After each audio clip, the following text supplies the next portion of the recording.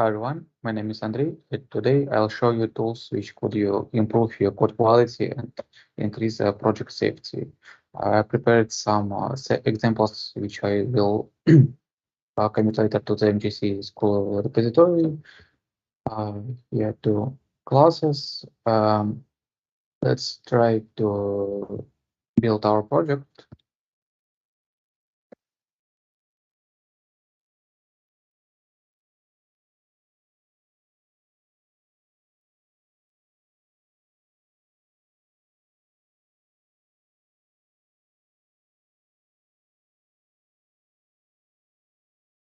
Yep. So we got an error here. Right.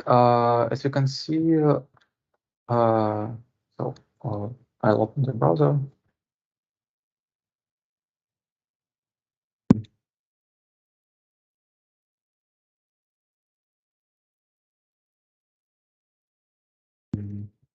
I'll open the generated the contact with some bugs.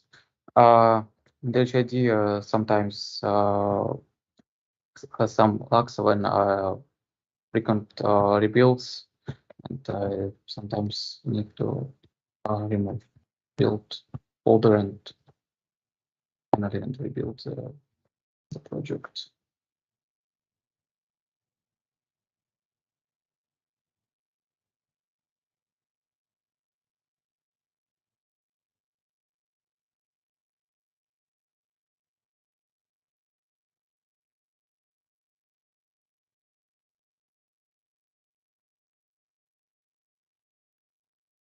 Yeah. So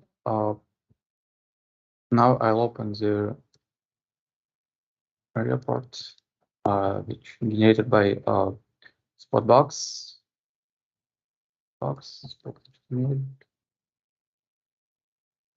So here, so we can see that here is the summary, and we have our one bug total.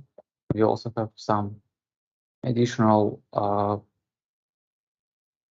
tabs with bugs created by package, by category, with some additional info such as analyzed files, libraries, source files, and another. Let's open this warning. We see that we have unread field in this class. Let's open it.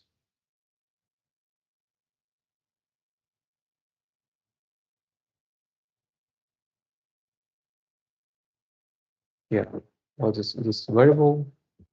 Let's remove it and rebuild the project.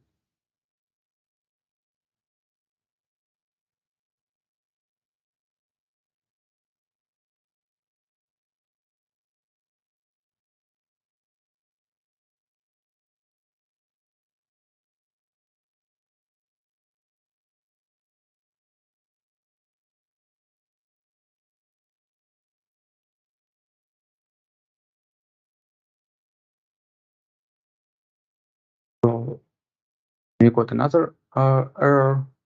So error from SpotBugs disappeared, but we have another. The problem is that I set a minimal threshold for test coverage by Jcoca Gradle plugin, and as we can see, our threshold is 0, but we have to have at least this one, right? We can also go to the build folder, reports, Jcoca, and open in the browser and get more information. Let's open. As you can see, we have all class is red. Let's fix it.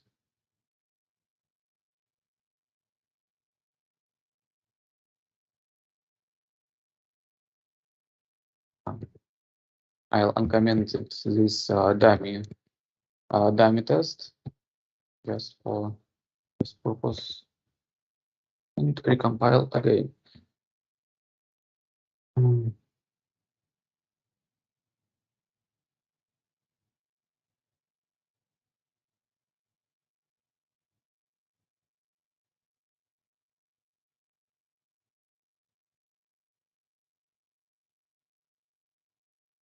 As you can see, we passed some tasks. Box. Yep. So build was successful. But we also can open a new report.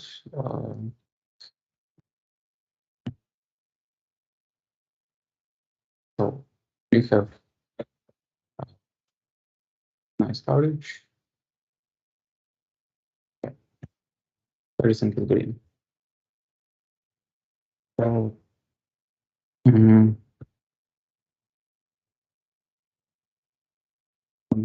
let's open another class.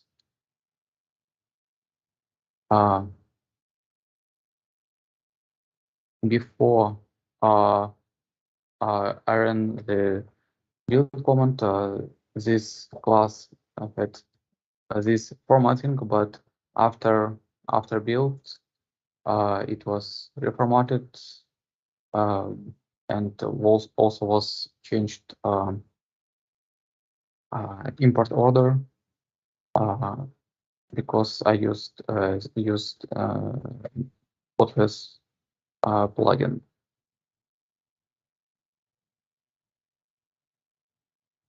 The next tool is SonarQube. I'll run manually, but it's possible to automate it. Sonar is presented as a separate entity that need to be installed or configured additionally. For simplicity, I run basic configuration in a Docker Compose file. Docker Compose and Docker Compose file here. To run it, just use this command from the root. Right. Yeah, and this is a basic configuration in which has embedded database. I started SonarQube in advance, since it needs to about 2 minutes to start. Right. Let's go to the Sonar login page. Need to update. So need to update credentials. Default login password is admin in lowercase. To update it, right, and also create a new project. SonarQube has a lot of integrations, but we will use it locally.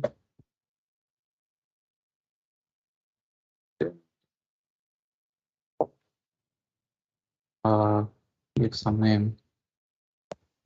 But token, we need generic token to run to connect our application to SonarQube.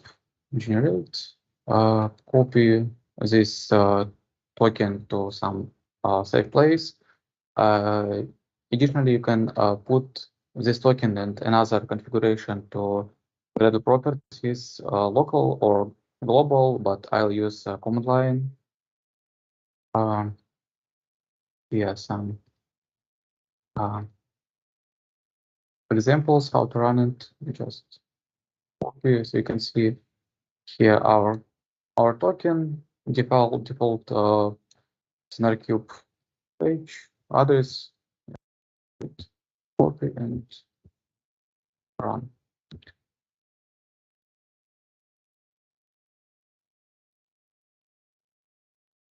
It might take some time.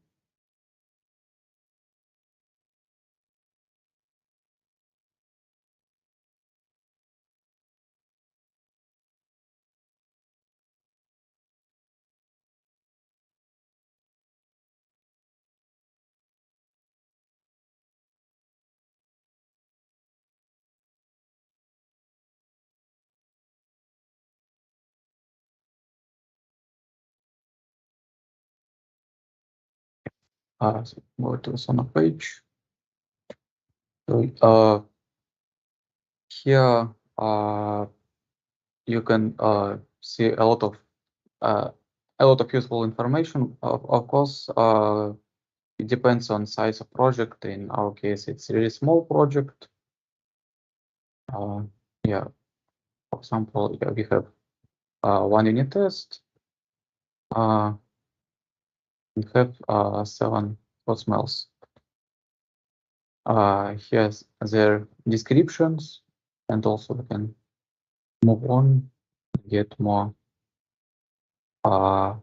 information about this. We can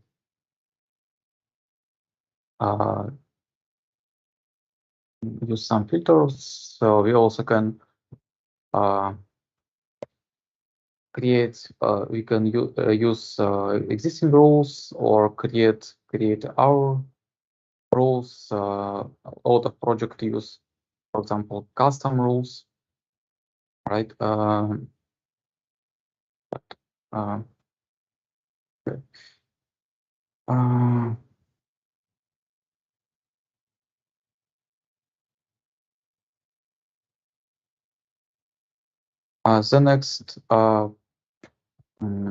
The next plugin, it will be a WASP dependency check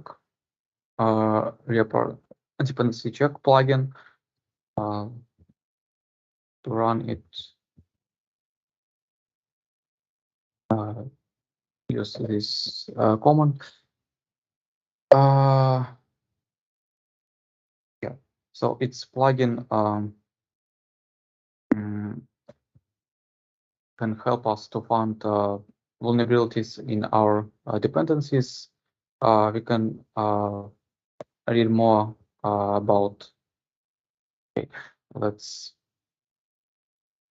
at first run this task might take about 5 minutes and more. It's okay. Go to build. Dependency check report.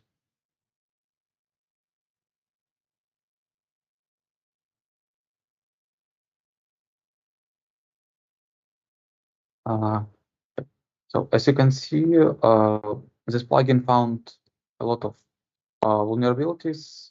We can read more about them.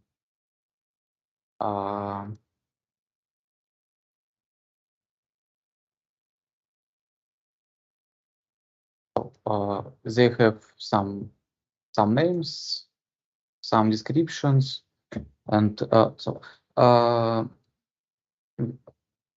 we have to increase version of our dependencies, or maybe decrease sometimes them. But sometimes we have to suppress warnings. If, for example, if we can change the version, but we have some strictly rules. For example, on CI/CD, we can do it in our case. I prepared some examples of configs. Here I added one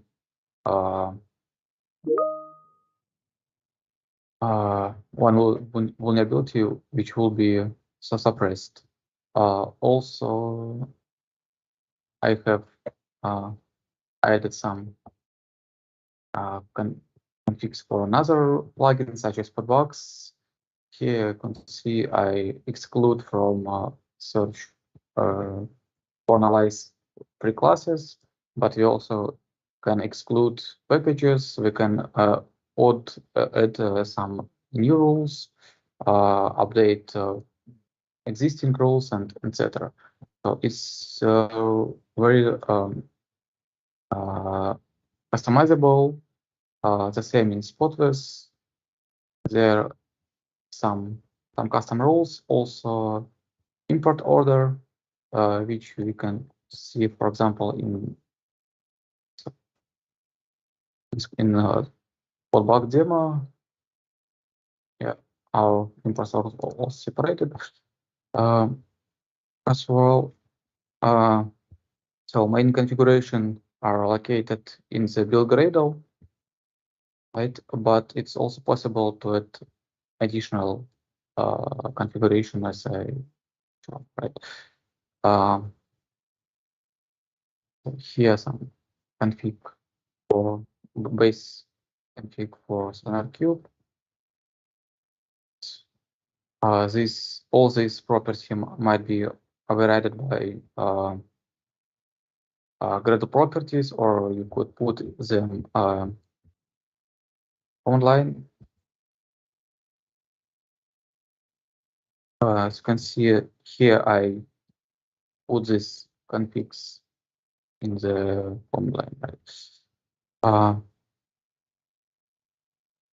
Here's some another checks.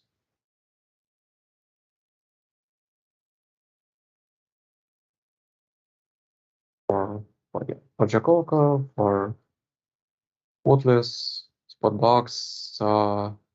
Here use, for example, here set the minimal threshold for our test coverage.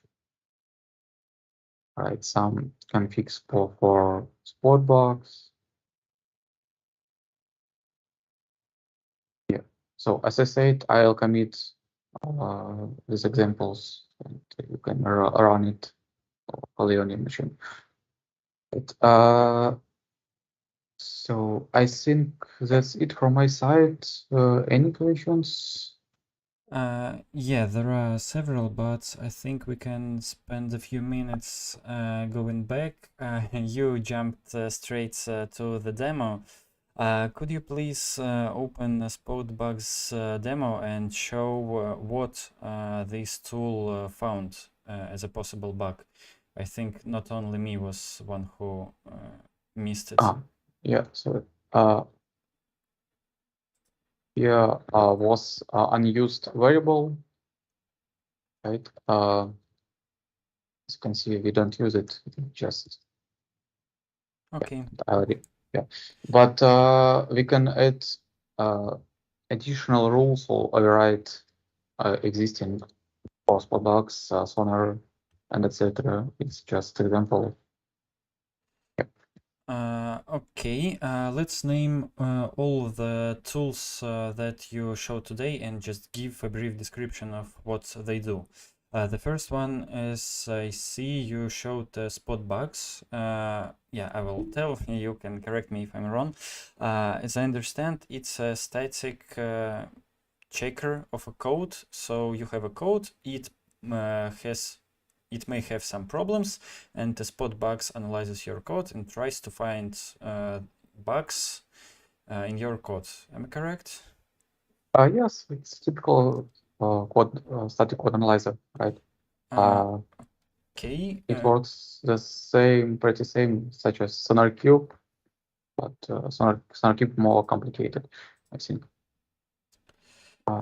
Yeah, okay. Let's discuss SonarQube. So it also finds bugs in your code, but it also has a web UI, so you can push the result of your checks there. Yeah. Yes, and the SonarQube has a lot of integrations with another systems, for example, and libraries. For example, it has the ability to integrate with SpotBugs and another checks. Okay. Right. Great. Thank you. The next one I think was Spotless. What is it? Spotless primarily used for example, for formatting our code. Yes, after build, it's actually.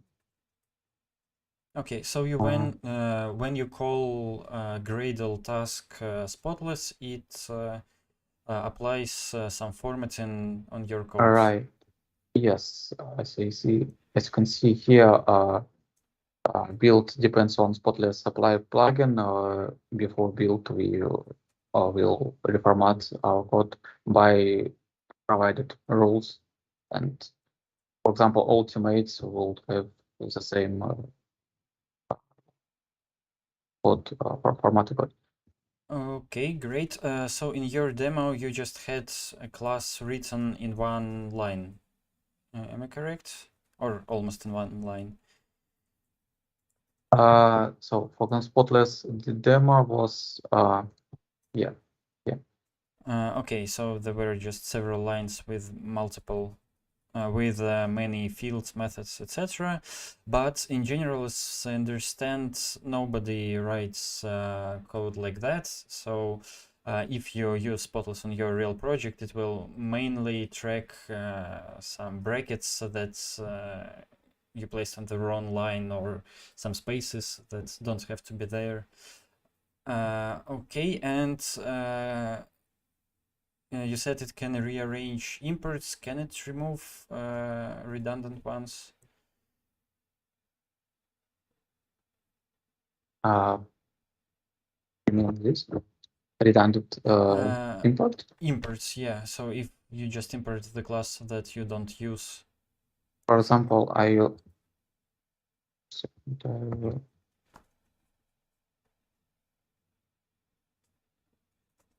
for example, it's formatted by IntelliJ, but if I'll rebuild this one, they would change their order as I shown in the import order. Okay, and as far as I remember, Spotless also can write a copyright claim on the top of your file if your project requires it. Okay. I remember, yes, but yeah. Yeah, what else did you show? I think, yeah, you showed Jacoco. So Jacoco, it's a tool, abbreviation for Java code coverage, if I'm not mistaken. So when right. you write unit tests, you have some code coverage, and it's considered a good practice to require some coverage for your project to build. So for example, if I test less than 70% of code, yeah, there is a minimum. If I test less than 70% of code, my project will not build, and well, I cannot push it to production. So the code that is pushed to production is considered well tested. And the threshold that I have seen is usually set to either 70% or 75 or 80, but very rarely more than 80. Okay, were there any more tools? Another is a WASP vulnerable check. This one, Yeah. it's useful found vulnerabilities in our dependencies. Yeah, okay, so if, for example, we import an old log4j library and it's known that it has vulnerability, so someone can break your server just by printing some logs. And this library will tell you that you have to update your library because the vulnerability was fixed in later versions, and it's not secure to use your current version. So yeah, this tool is very important. And that's all, as I see. Yeah. That's all right. Okay, and you also showed Docker Compose file. I just wanted to say that it's quite out of the scope of our today's light talk, but I guess we will have a light talk on Docker later on. Just for you to know, you can install Docker on your local computer and then run this example by the command docker-compose space start. I think it starts. Yeah? Up. So Up. yeah, but Docker is not required to start it locally. You can download zip and run without Docker. You can read more on the official documentation. Yeah, but Docker is just a convenient tool to run third-party projects. Okay. I added some links, some useful links, but read it. Okay, thank you. We have several questions. Yeah, let me switch to our Q&A seen. Sure. Okay. The first one is what is SpotBugs demo? I think we described it. So it was just a demo with one redundant field where we showed that SpotBugs can find this field and tell you that you should delete it. Okay, the next question, how do you configure these tools? So almost configuration is build Gradle, right? Yeah. Yeah, for example, Sonar, some Spotless, Jacob configuration, SpotBugs, dependency check. So, and as you can see, I provided some additional configurations. They're here. So yeah, by default, they should work just if you import them as Gradle plugins, but here, well, yeah, on real projects, you will have to configure something, and here's an example how you can do it. And as far as I understand, there are Maven plugins for all these tools. So if you're not using Gradle but Maven, you just have to import the corresponding plugin. Okay, great, thanks. Which tools do you propose to use on the real-life project? I suggest to use all of them.